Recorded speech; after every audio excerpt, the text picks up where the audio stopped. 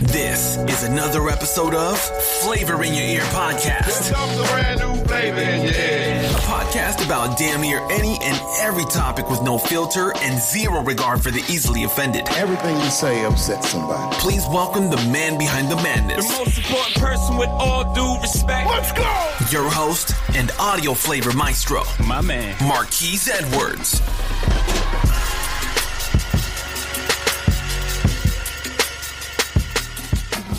Back with another episode of Flavor in Your Ear podcast. And today, as I always have, special guests.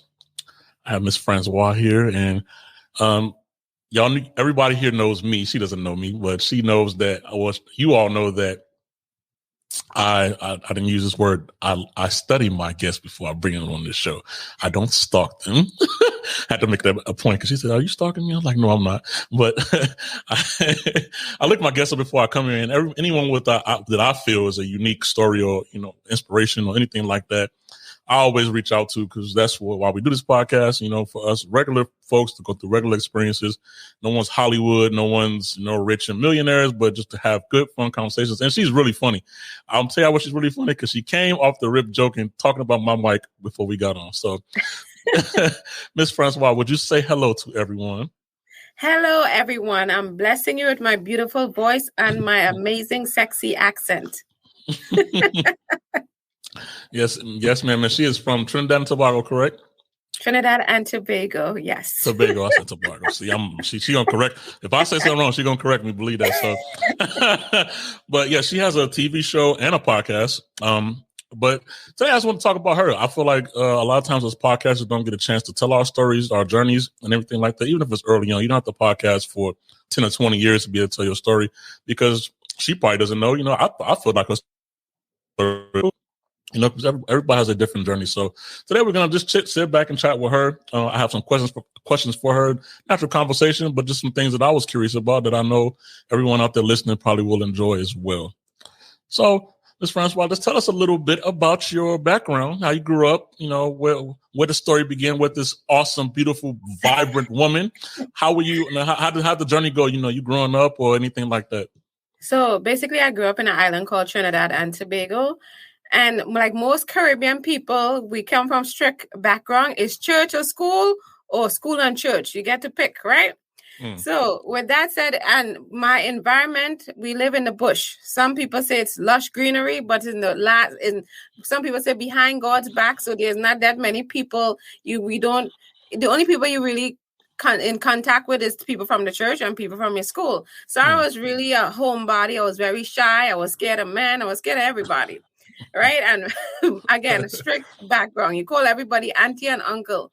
And for me to transition from Trinidad and Tobago in my late teens to come here in New York, where everything is big, everything is loud, everyone is fast, it was traumatic, to say the least. It was scary.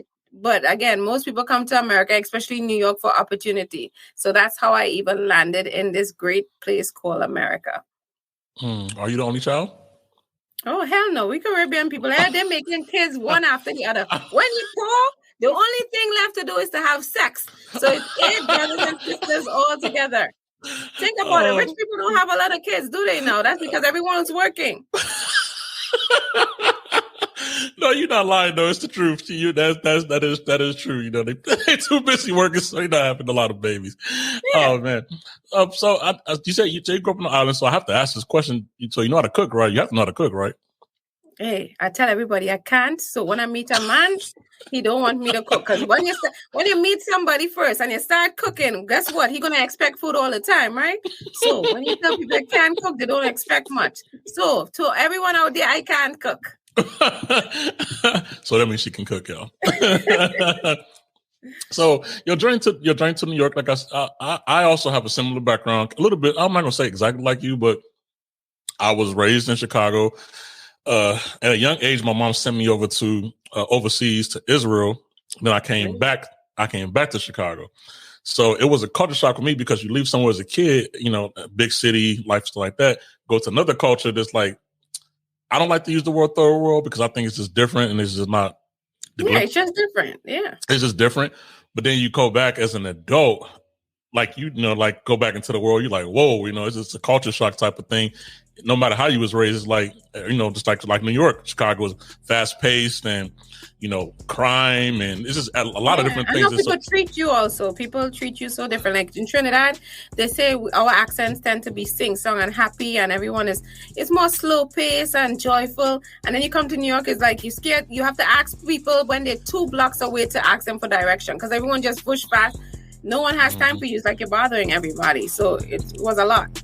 Yeah, so I can understand the transition. I definitely can understand that from a personal standpoint. Like, even as an adult coming back, I was like 21 or so. So I was, technically legally an adult, but just adapting to new environments, especially in the city, is fairly difficult. So you came from the islands, you came to New York. How did your journey so what did you start doing once you got to New York? McDonald's, like everyone else. Mm-hmm. Okay. But it's amazing. Like even working there, I started in New Jersey and then I transitioned to New York, right? Mm-hmm. So I only live in New Jersey for 9 months. A lot of times people come to a foreign country and you come with family and stuff. And what people don't understand, for a lot of immigrants, when you come to a foreign country, your family or friend that you stay with, most of the time you don't have a positive story. So I didn't have like a positive story. I was one of those that everything started off good, but I would say it works better if someone know that you're coming for a particular period of time and leaving, they treat you nice. When they're not sure when you're leaving, they start to ask you for money. They find you have the lights on too long. They find you're wasting, you're on the phone. Everything becomes an issue, and there was a lot of friction. And I, being very shy, I didn't know how to stand up for myself. So I had a lot of those situations that now you can't even talk to me. You can't ask me nothing. I have an attitude all the time. But anyway, but it was hard. I had one of those stories where my family put my clothes out on the side of the street, didn't know where I was going, kind of stories. And now when I look back, I honestly don't even know how I had the strength to go through some of those things. Because I think even though I'm grown now, if some of those things that happened to me in the past happened to me at this point in time, I don't think I would be able to maneuver that. But I think God gives you certain things at certain times that you can handle it. Since I didn't know that much, I could only deal with those things at that point. Now that I know so much, I'll be like, I'm taking you to court. I'm going to find someone. But I didn't know much. So I am somewhat grateful for those experiences because it made me who I am.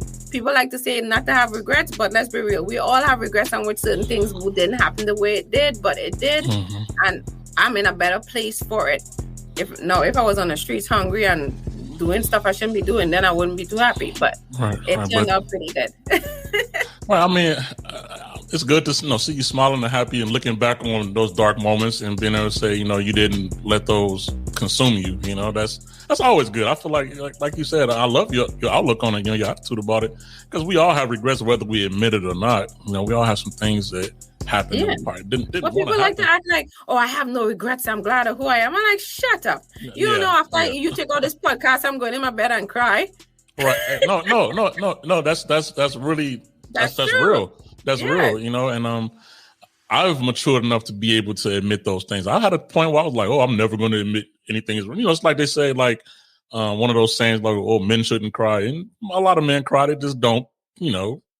Yeah, you gotta be a man. King Kong, you got nothing on me. There you go. You're trying to go to the Oscars. You're trying to go to the Oscars next.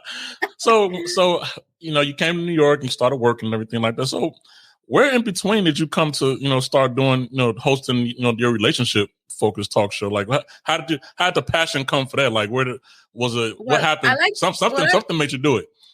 You man, be stressing people out. It's your fault. Hold on. Okay. I like to say I say I take my pain and made it my purpose, right? Because I've been in relationships. Look, I ain't no hoe, but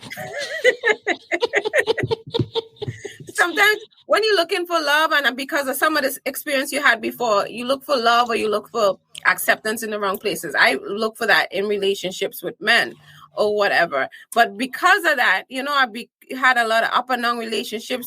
I'm still not married. I don't have any kids. My eggs are still fertile, so I'm still good. All right. Still, I'm out there.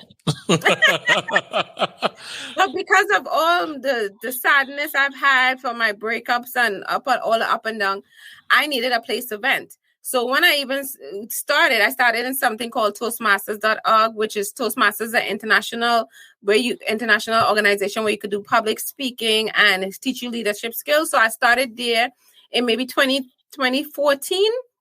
And in 2016, I won the humorous competition in all of New York for a speech I basically call Steve Harvey Can't Find Me a Man. Right. And basically it all came from that. It's like you're going through all these different relationships and you know what you want and it just doesn't seem to work out. And let's be real. If you all could see me, you all know I'm fine as hell. 5'5", brown eyes, caramel complexion, total perfection. So it's obvious I'm not the issue. Right, Mark? Right? You're right. You're right. Exactly. I know. I have great personality. I'm intelligent. I have a bunch of long education, all the stuff. I have everything going on. I have a little anger issue at times. But other than that, therapy could fix that. Right?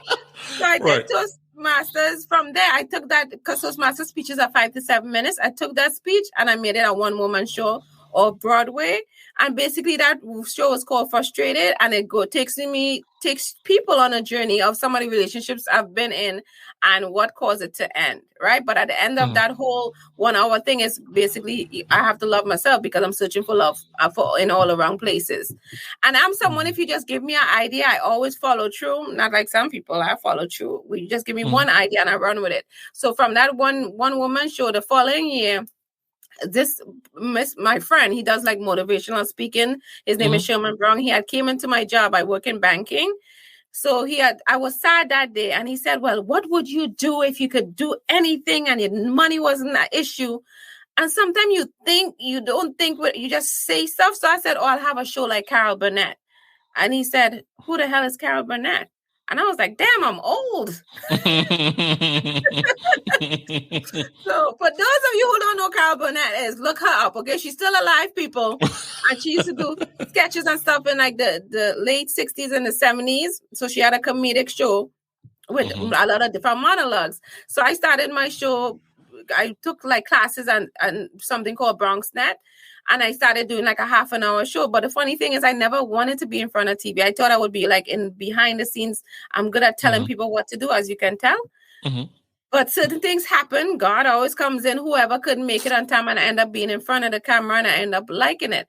But the whole thing was based on relationship. And the first show, I had my friend come in and her husband had just cheated on her. She found his mistress in the bathroom and it went from there.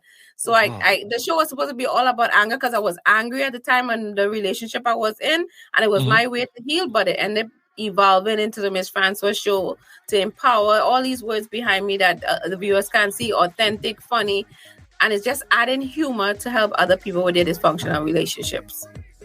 That's cool. So you use a bad situation to many bad situations. Yeah, I was trying to be nice. But you all don't see, she does have like a banner behind her that says authentic, funny, empowering, entertaining, relationship focused. So as you can see her energy, she's not faking it at all. Like she's really like this, like glowing right now. And I know a lot of people do go through breakups, right? And today is a society where a lot of relationships are public. So there are a lot more people that, have eyes or have opinions on your relationship and things like that. So the same energy they have about when your relationship's going well, they break up. People have, their energy too. And I'm not going to speak too much about this because I feel like it's been talked about way too much this week, but you're here now. Speaking on relationships in the public eye, right? You have people like Will Smith and Jada Pinkett, right? So their relationship is on the table for everybody to judge what they would have did about their relationship and things like that. So with me saying that, how do you feel is the best way to deal with the breakup? Because everybody's not going to deal with it in a positive way. And is it normal to just know that breakups will happen? Like, because you used your experience to do something good, right? Some people may go left, Yeah, some people might sit down and eat all day, get depressed, get angry, hate all men, hate all women. That's all normal. Right. So, so what do you say to those out there? When it comes to breaking up, like what's the best way to deal with those things? That you learned, from that. Because everybody's not gonna. Right, because this is the first thing I say. One size doesn't fit all, right? I wrote a book, like, basically let that effing man go. 5+ steps to getting over a breakup. And I like to tell people, I can give you 5 steps. For me, out of the 5 steps, maybe I use most. We have all used all of them, and we have used different types of steps. For me, I have my personal steps that I've used out of the 5, and I could only tell people from my experience, because people always think you read one book, oh, yes, this is what it's supposed to be. Steve Harvey, yes. Everybody is different. Your circumstance, your experience is different. And I could tell you out of the 5+ steps, I could tell you at least 3 steps that seems work for me. That's fair? Yeah. Okay. So the first one is detach, right? Or I call it sometimes cleaning house. And it's literally that. When you have a breakup, you have a lot of things belonging to your significant other. It could be pictures, it could be presents, ticket stubs. Especially women, we're emotional creatures, we're loving, we're sentimental, we have a bunch of things. But you can't be like, oh, I'm over that man, I don't need that man, and then you're crying every night because you're opening the album, the phone, you have 100 pictures, you listen to the same song. So you're going to have to find a way to detach. And the number one way to detach is you're going to have to delete some of these things. I had literally like 2 big garbage bags from the huge teddy bears, from all the presents. No, I didn't part with the TV and my phone, but I'll tell you why. Now, ladies, even men, if you're going to look at that TV or that $500 phone and cry every time and think about that person, I suggest you at least sell it and make some money. But for me, I didn't have no sentimental attachment to my TV or my phone, so I was fine. But all the other pictures and things, I got rid of them. I cried. I sold some stuff because I think you should benefit. Make sure you text him to come over and pick up some of the stuff in case he try to sue you. So don't say Miss Francois did anything and don't cause no fires. But figure out a way to separate yourself from some of these things. Don't call him to call him. If you notice, I said text him, because you know you woman, you'll call him and be like, why? I don't see why. Can't we? No, text him. Don't text back. Throw the stuff out. Detach yourself. That's 1. Number 2, it has to do with we always need someone to confide in. Let's be real. When you break up, you either call your mother, your father, your friend. You're calling somebody, right? You're not going to call your parents so much because they're going to tell you that they told you so because you wasn't too smart, because you didn't listen. But we tend to go to our friends. I try to remind people there's difference between your friend and your confidant. Everybody is your friend. Especially when I came to America, everyone says, I love you and your friend. Those are the same people that are glad it's not them and is happy it's you going through the breakup. So know what a confidant is. A confidant is someone that is there for you. They're just not affirmative words. They just listen. They're not trying to solve anything. Now, if you get on the phone with a friend, not a confidant, a friend is like, yeah, girl, we need to drive by the house. We need to stone him, girl. You could do better. You know what? Put on the dress. We need to go out. We need to get you a new man. That is not a friend. Okay, so I say know the difference between a friend and a confidant, and confide in the right people, because you might get yourself in more trouble right at the end of the day. So that's number 2. Number 3 is basically create, because when we think of breakup, all we do is sit down and we go through the whole thing from beginning to end over and over. This is time wasting. No, I am all for sitting in it for a moment in time, sitting that hurt.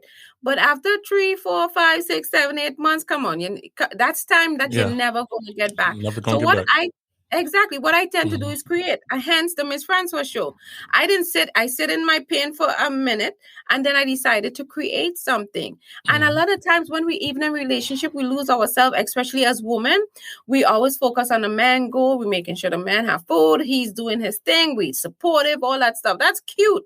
But then you forget you wanted to write a book. You forget you wanted to paint. You forget you wanted to start a business. So I say, get back to the person you was, put yourself first and start creating. The possibilities are always endless. And for me, that's my top 3. I've never heard that. I know it's profound.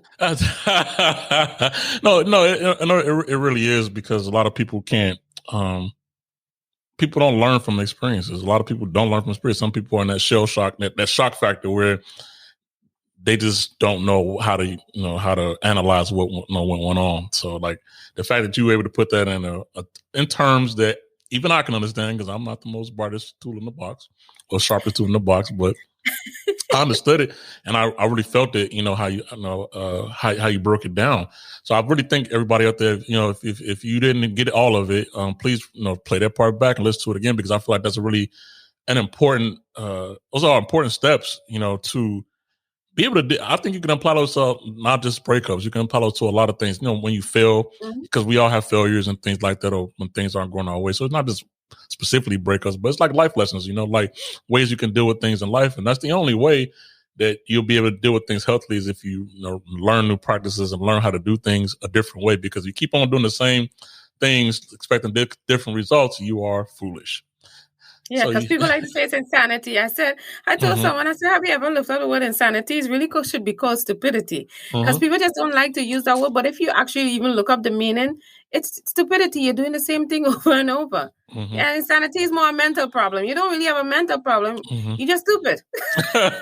Yeah, he just and arrogant. This is like arrogance can be stupid too. So yes, you spoke about your book, about you right. You've written more than one book, right? Yeah, because I'm a superstar. Okay, because I want to write a book in the future, but I'm just asking. So, of course, what was the process of you? When did you decide that you feel like you need to put your thoughts onto a pen or paper or type, however it was, and what propelled you to how did you choose the name? Okay, so I'll say this. First of all, this is why you should be conscious of your network. All right, the people you surround yourself with, because I'm a part of a lot of different organizations, and my dad, since I was small, always tell me, make sure you're the dumbest one in the group. And a lot of times people like to be the smartest one in the group. And if you're the smartest one in the group, you're not learning anything. All right. So I am part of a lot of different organizations, and this particular organization that I was in, I met people along the way, and I had written like a ebook, like 5 pages about letting the man go, whatever the case might be. And she's like, oh, if you add your story to it, if you expand it on this. And she really encouraged me. She's called a solutionist. That's Brenda Warren. So I'm very grateful for that friendship. And it's a total stranger that inspired me. Because sometimes you have your friends with you 24 hours a day and they're not really adding anything to your life. You could keep them, just don't hang out with them too often. But she was the main reason behind that book. And when I say let the effing man go, because I have symbols for effing, because I don't really curse that much, to be honest. But I thought when you end a relationship, you don't go, oh, I'm glad I get over it. You're angry. So it was a way to vent in the title. Let that effing man go. Let that crazy, that disgusting, that evil, whatever you wanted to put to get that venting out. And at the bottom is just 5+ ways to getting over a breakup. Just having you to have an emotional breakthrough. That's awesome. That's a good way that you put it. So was that your first book?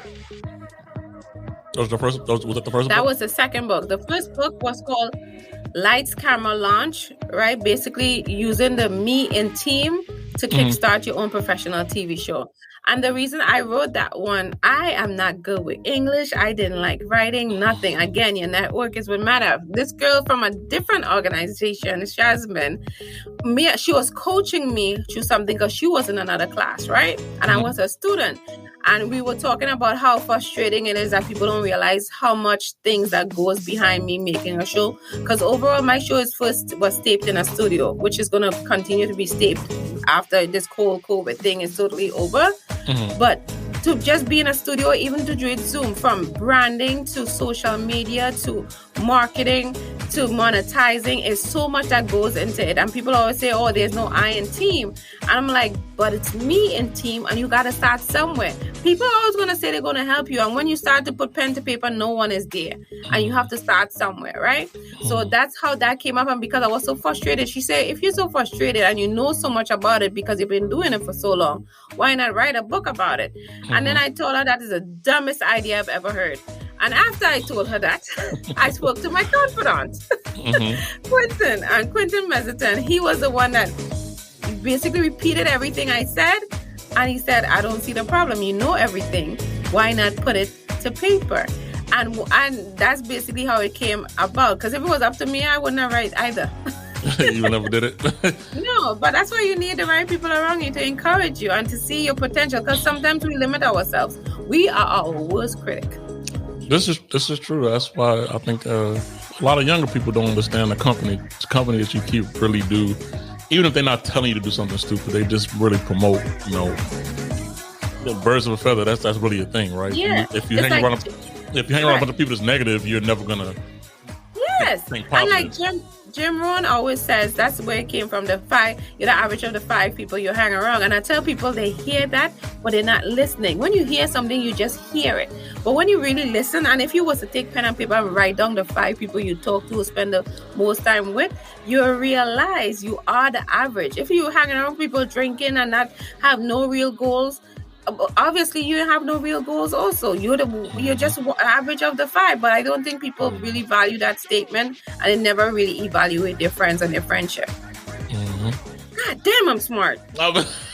You're so pat on the back. No, you really are though. But that's really true, and I'm glad you were able to. That's something I aspire to do, is write a book, and I commend you on following through, and whoever motivates you to do so, because we all have a lot of thoughts, but compiling those thoughts and putting them into publishing something it's a lot harder than what people think. And even what you said, even what you said about branding and marketing and things like that. Even with me with this podcast, everybody thinks podcasting is just, I'm going to talk and I'm going to do this. No, well, at least me, for example, I don't just do that because I feel like that's what separates me. Now, I'm not the top tier, but I am. I'm far above the average. I would say that because, I do everything the right way. I edit it. I look through it. I make sure I don't just get anybody to talk about anything. I try to market an email. I look up and study. It's a lot that goes into something when you care about it and when you're trying to put it out there, because everybody just sees it for the monetization part. It's not a get rich quick scheme. That's not what it is. Definitely not. And you have to be consistent. And the same thing with writing a book. You could have 100 ideas, but if you're not actually following through on these ideas, because even someone told me, they say most podcasts don't even last up to 12 episodes. They say if you could do at least 12 episodes, that means you're going to stay in for the long run. But and these days, especially since COVID, everyone started a podcast, but sometimes they just fall off, and because they didn't know it had so much work and so much thing. Just finding guests, like you have to do the research, just like you said, the edited. It's so much that people go into, and they just say, we click, they talk about something, that's cool. It's a lot of work, and you have to love it enough to want to continue. You have to have something in it. Goodness, every other day I want to quit Miss Francois show. I'm keeping it real. Okay, right? It's a lot that goes into it that people don't see. They just see the finished product and boom, but it's so much that goes into just that product that you produce, and people just don't. Like I tell people, I say, hey, you want to go through the process with me, scheduling and topics and making sure, because no one wants to. You don't want to present something to somebody. Well, at least I don't. There's not of quality of my caliber. Because what we all bring our own unique characteristics to. That's what people like. And you bring your unique characteristics. You bring crap. People gonna be like, yeah, I'm right, and that's representing you. That's who you are. You don't want it to be halfway, and that's who you are. That's not cool. So you spoke about the books you wrote. So what are some of your favorite? Are you a reader? Are you a book reader? Oh, hell yeah. Okay. I was so proud of myself. I read 22 books last year. So I'm really proud of myself. Believe me, I do the audibles, I do the hard copy, I do the Kindle. And with all the things I do, I'm shocked I'm able to still, get my read on. But one of my favorite books for last year was Limitless by Jim Quick.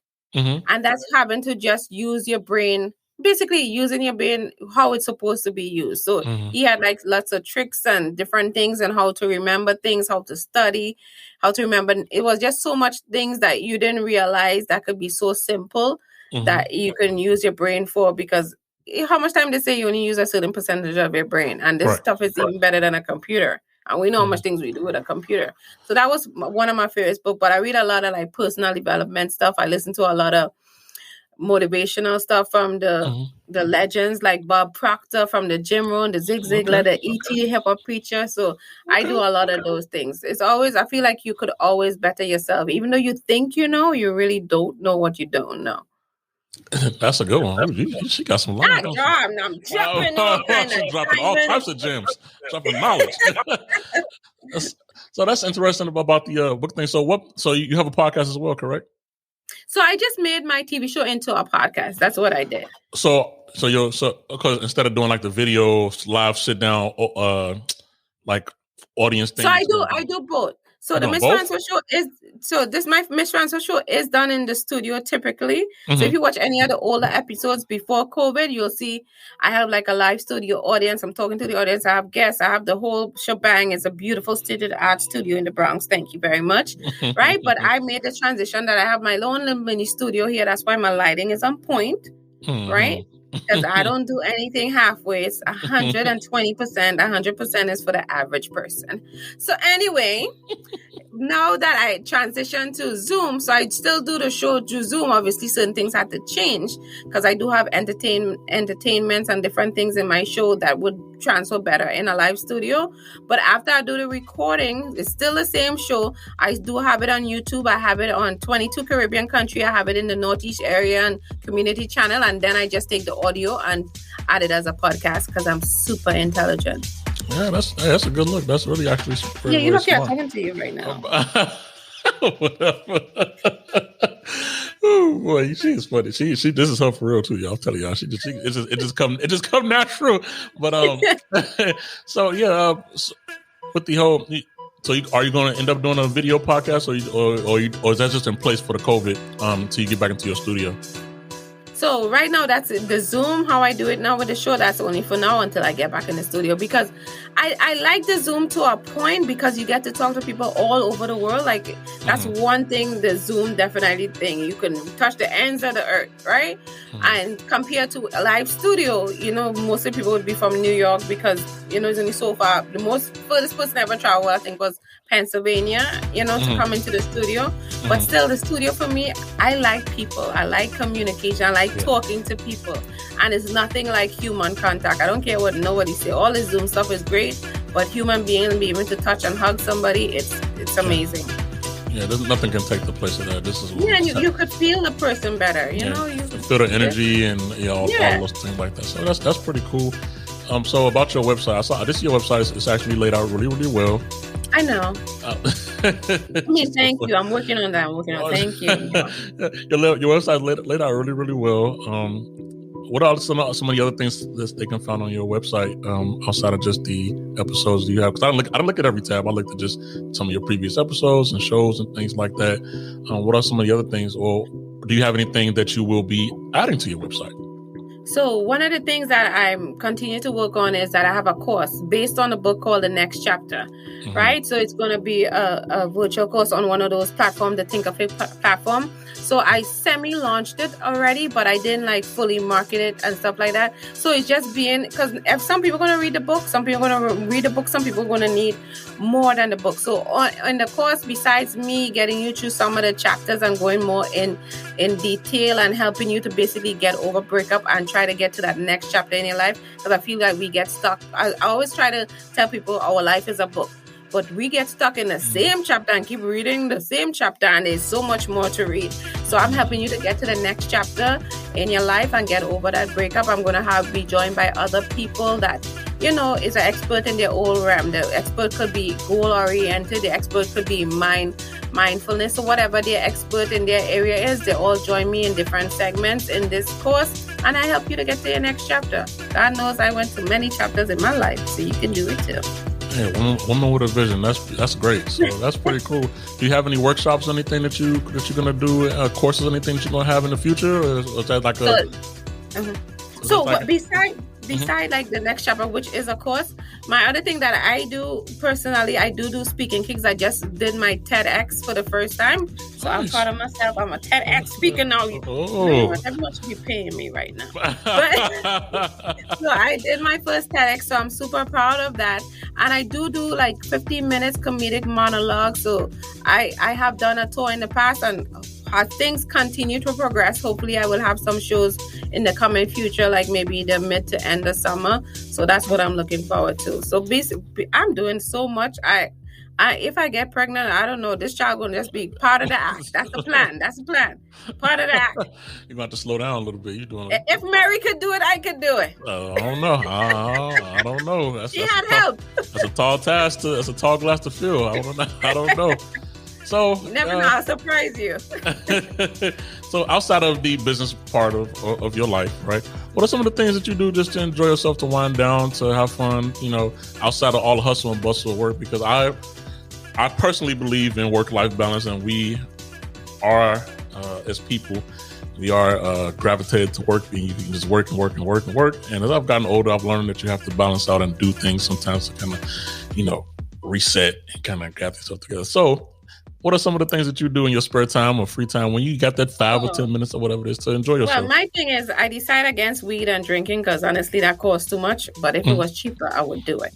Yep. But in any case, for me, I'm an activity person. So like, for example, tomorrow I'm going to Top Golf, which is basically like golf, just like bowling. Because sometimes I have to explain, I'm like, it's golf and indoor golf. I know I golf. So that's something I even learned to the end of 2022, how to golf, because one of my mentors, tell me about golf. I was like, Black people don't golf.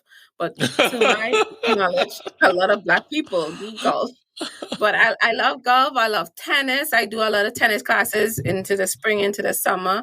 I'm active, like in the gym. I haven't gone in like 2-3 weeks, but I was on vacation. I used to use that excuse. So I'm an activity person. Anything with activity, I do Spartan races. That's like obstacle course, jumping, almost losing your life kind of sports. And I think I do those things because a lot of times when I was a kid, I didn't get to do a lot of things because my mom was one of those people scared of everything, scared for you to cross the world, everything she was scared of. So, and I'm scared of heights. So everything I'm scared of, I have done. I've jumped out of planes. I'm going to be jumping out of plane next month again. But it's like pushing myself to the next limit, challenging myself. We'd have those things where you climb trees. I'm the one climbing trees, doing zip lining, anything that scares the crap out of me. I do it. You're better than me. I'm getting there, but some of them things you say, I'm like, yeah, Black people don't do that. And you know what's amazing? I think when you try it gives you this, like, you feel like you could accomplish anything. Because when I did one of my first Spartan races, I was scared. You climbing on the barbed wire, you jumping, you picking up rocks on your back. I was scared to death. But when you make it to that finish line and jump over fire, okay, that didn't sound too. But when you see that fire and you're like, and you jump over it, when you come out of that, you're like, ain't nobody could talk to me. At least right? I commend you on that. I mean, it's definitely, and I think the reason why you're able to do it, I think you conquered the mental game, because a lot of times we hold back because of our thoughts, what you think might happen, and I think once you did it the first time, now you're like, I can do whatever. So that's pretty awesome. So my final question for you is to tell what you do for fun. The goal somewhat of this podcast was my journey to start, networking and showing, displaying to the world awesome people who I felt were awesome and doing positive things in the world to educate and, inspire others. My plans in the future is to make a nonprofit organization that's a little later on in my life for underprivileged or people from poverty to be able to travel. Right. So every guest that I get on, I'm usually asked, hey, okay. And it's not like you travel because you said vacation. I know you didn't go to New York.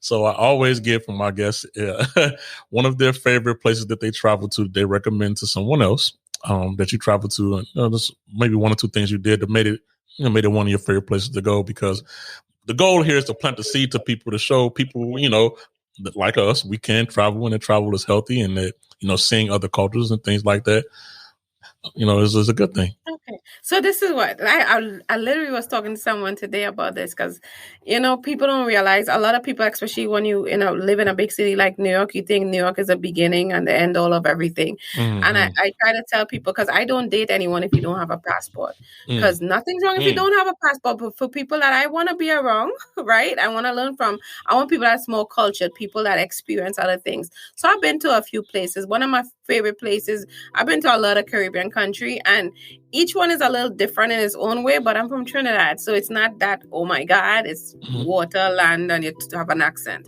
So that's good, but I like history. So I've been to Slovenia like twice. I had a pen pal there since I was 14. Isabella, she's amazing. And I went there, and what I loved about it is the history of their culture. Like, you go to these caves that's so, like, we think here is 100 years old. When you hear 200-300 years old, you're like, wow. So I think it's the history I love. Like, I think it's called Lake Bleed, L-E-D, you bled. So like going to certain lakes and just being the only Black person I seen there when I was walking around. And when you're the only Black, they treat you real good because it's open law. But just being around people of different cultures, like where they live, like their house, the backyard, they grow all their vegetables and everything, and it tastes so different from in America, because we Americans are known to add a lot of stuff in our things. It's proven. I'm not making up stuff. People don't be hating on the Trinidadian, but it's just. Like I tell someone, even the houses they made differently. Even the air when you get there, it smells differently. Being somewhere where they drive a different side of the street, it's just a different experience. You see things differently. How people greet you is different. Hearing a different language, like growing up watching TV, hearing like her father is from Germany or whatever. When you grow up, you hear people accent, you think, oh my God, they're coming to kill us, because that's what you know from TV. But being around certain people and their family, whatever we see on TV, it's not the world. You have to experience it for yourself and get your own perspective on things. So Slovenia is definitely a great place. I mean, I've been to England and all, that's nice, but Slovenia definitely stand out because of its history. That's so awesome, because I'm in Italy and I'm an hour away from Slovenia. And I drove through there, and I went there before too, and that's so cool. That's so awesome that you named that, because I thought it was. I saw the caves and stuff like that too. Yes. And because I was going to Croatia, Croatia and Slovenia, like yes. They keep telling me the next time I come, they always go there on vacation and they want to take me, but COVID and stuff happened. But I told them by next year I'm gonna make another visit, because I like being part of the family. They're wonderful people. That's cool. I don't know. You can be kind of critical of it because you're from the island. So I mean, the thing that I liked about Croatia is the water was just beautiful and stuff like that. But yeah, they say that. I'm someone who I've been in Europe now, but I want to go to the islands per se. That's one of my personal things to go to. So okay, my last question for you: what island would you recommend me to go to? Because I'm trying to get I'm building my bucket list of places, because I want to go to everywhere. Well, I'm going to be kind of biased because it's Trinidad, but I'll say this. It's Trinidad and Tobago, so I'll say this. Trinidad is great, but to me, and this is my personal thing, Trinidad is a mini New York. We're rich with a lot of businesses, tall buildings, and all that stuff. But I would say if you would go to Tobago. So it's Trinidad and Tobago, it's 2 islands. Tobago is amazing. Tobago, it's relaxing, and beside the beaches and the typical Caribbean thing, one of the things that they have there that a lot of other islands don't have is something called an island pool. And it's where you take one of these glass boats, besides seeing all the corals and all these different things, when they're going to take you out into the ocean. And typically when you go out in the ocean, you would think it's high waters, but they're going to let you out in this place called an island pool. And you're basically in the middle of the ocean, where you could come out and walk in the ocean, and the water is basically waist level, and the sand is like white sand. They claim if you bathe in the sand or bathe in the special, because a mixture of corals and all these things, you become 10 years younger. Maybe this is why I look that amazing, because I've been there. But it's beautiful, and I think I appreciate my country even more, being that I left there at a young age. So in the early days when I used to go back, I used to go, basically I was a tourist. Like if you go to Trinidad, you'll hear about down the islands where you go to this particular place, a little boat takes you out to a little island where you could bathe and stuff. But one thing about Trinidad and Tobago, and especially since I just came back from Trinidad 2 days ago, and it always surprised me, even though I'm Trinidadian, is the friendliness of the people. You could go down the islands, you could go to Tobago, someone going to share your food. They want food, like they're feeding you, they're helping you with something. So it's a friendliness for me, but Tobago is definitely somewhere you should visit.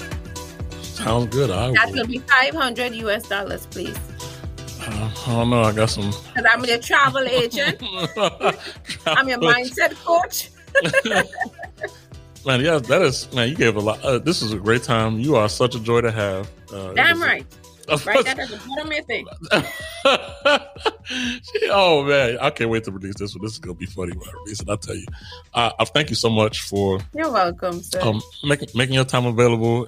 You definitely live. I definitely love your personality. I wish you well in everything that you do. I love the fact that, I want to promote more people that, actually are doing things, and genuinely, I can just feel the genuineness from when you speak, and that's authentic. I can't even help it. I used to get in trouble before.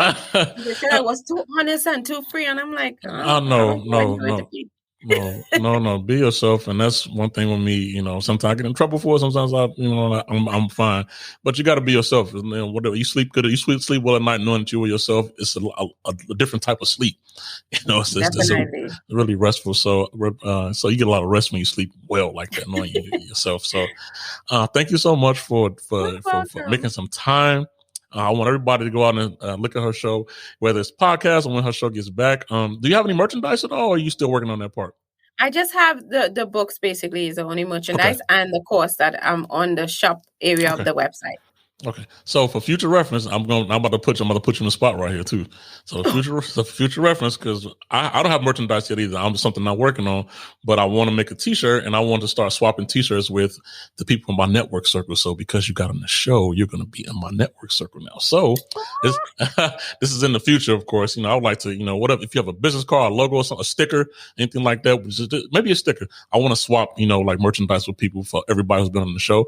I don't have my merchandise yet, so you still have some time, to, whatever you want to do, if it's a sticker or something, so you keep in contact when I do my big, I'm going to once I do video and things like that, I'm either going to wear your T-shirt or have your sticker on my forehead, that's awesome. Something like that. So don't tell anybody. I got a lot of ideas in here too, so.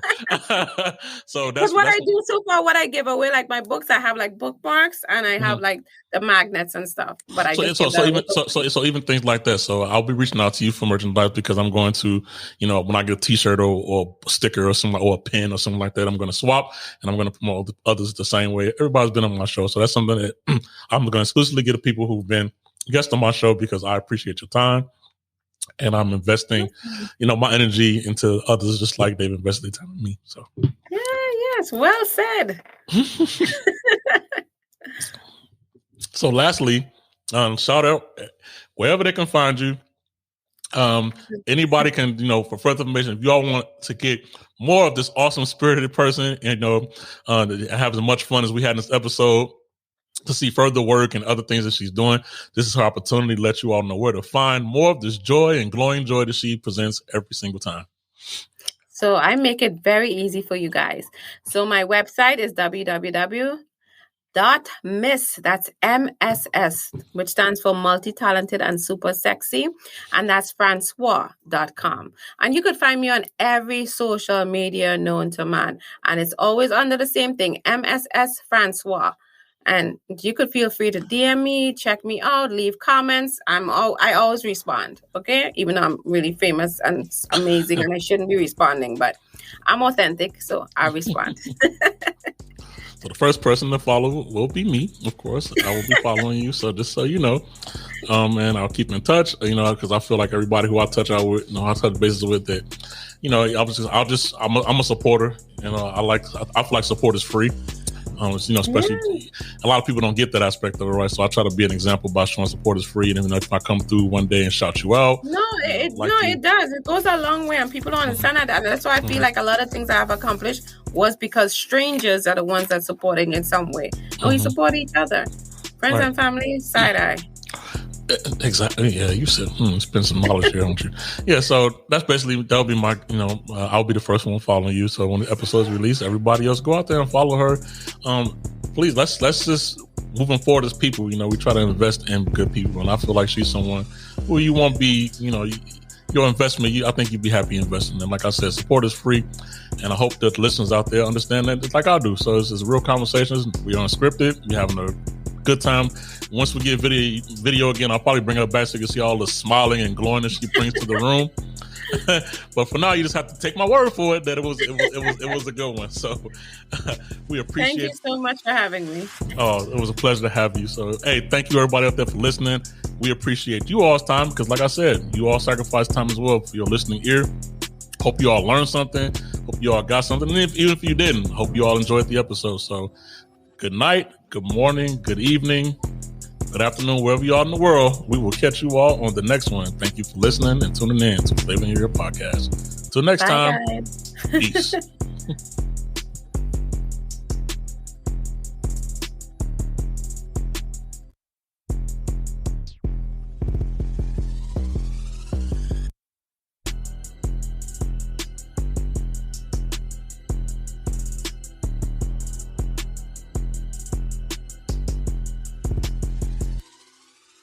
Thanks for tuning in to another episode. Please leave an honest review, subscribe, and share. Listen to us on all platforms. Follow us and ask questions on Twitter at Marquise Podcast Mailbag. Follow us on IG at Flavor in Your Ear Podcast. And like our Facebook page, Flavor in Your Ear Podcast. For exclusive content, info, special offers, and free entry into our monthly giveaways, send your email address to flavorinyourear247@gmail.com to join our email list. If you're anxious, we have a snippet following our next episode's topic. Peace and love.